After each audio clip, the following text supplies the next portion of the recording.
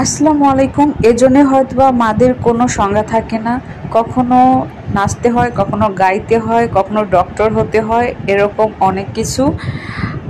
আমার জান বাচ্চা 2 থেকে 3 মাসে পড়লো, আর প্রতি রাতে আমার 1 থেকে 1.5 ঘন্টা ঘুম হয়।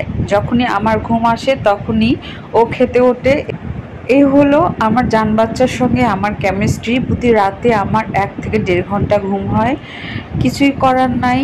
তারপরও মা হলে এরকম একটা শান্তি আছে আমার। সারাদিন পরে যখন আমি ওর হাসি মুখটা দেখি বা ওর মুখটা দেখি, আমার সমস্ত ক্লান্তি দূর হয়ে যায়। ওর জন্য আমার মনে হয় আমি বছরের পর বছর জেগে থাকতে পারবো। আমার মনে হয় প্রতিটা মাই তার বাচ্চার জন্য এরকম স্যাক্রিফাইস করে, আলহামদুলিল্লাহ।